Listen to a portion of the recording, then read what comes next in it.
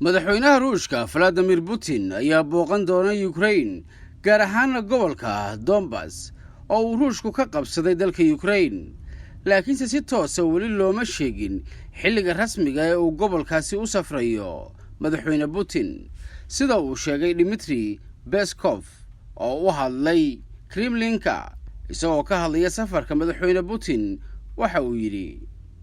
marka laga hadlayo safarka madaxweynaha wax shaki ah kama qabno in marka waqtiga saxda ah la gaaro uu halkaas tagi doono booqashadan oo kalena ay dhici doonto halkaas iyo meelo kaleba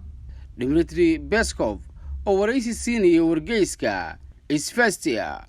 ayaa sheegay in ruushku uu wado qorshayaal uu dib ugu dhisayo gobolka oo ay ku dagaalameen ciidamada ruushka iyo Ukraine isagoo mar kale arrinkan ka hadlaya waxa uu yiri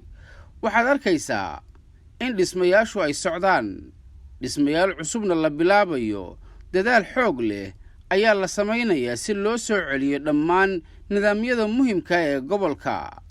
dhaqso ayaan u soo dhisaynaa wixii burburay sida dhuumaha biyaha saadka tamarta goobaha bulshada dhammaan meelahaas shaqo adag ayaa ka socota waxaana arrintan ka shaqaynaya kumanaan kun oo qof lama oga tallaabada NATO ay qaadi doonto marka madaxweyne Putin uu booqdo qayb ka mid ah dhulka Ukraine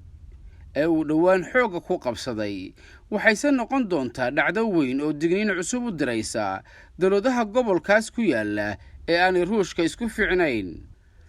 dhinaca kalena madaxweynaha Turkiga ayaa digniin culus u diray Greega oo uu sheegay inay jasiiradaha badda Aegean u isticmaalayaan si ay u dhibaateeyaan diyaaradaha militariga Turkiga madaxweyne Erdogan oo waqtigan booqasho ku jooga Bosnia ayaa sheegay in Turkigu aanu hadda kadib u dulqaadan doonin habdhaqanka Greega oo aanu faraha laaban doonin isagoo arrintan ka hadlaya waxa uu yiri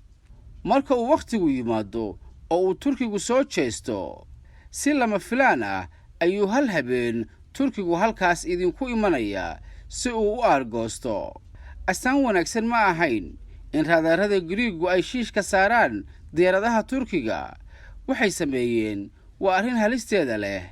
haddii halisaha sharci darrada ah ee naga soo horjeeda ay halkaasi ka sii socdaan dulqaadkeenu wuu dhammaan doonaa marka la gaaro waqtiga tallaabooyin lagama maarmaan ah ayaa la qaadi doonaa mana jiri doonto wax cudurdaar ah wasaaradda arrimaha dibadda Turkiga ayaa warqad u dirtay 25 xubnood oo ka tirsan midowga Yurub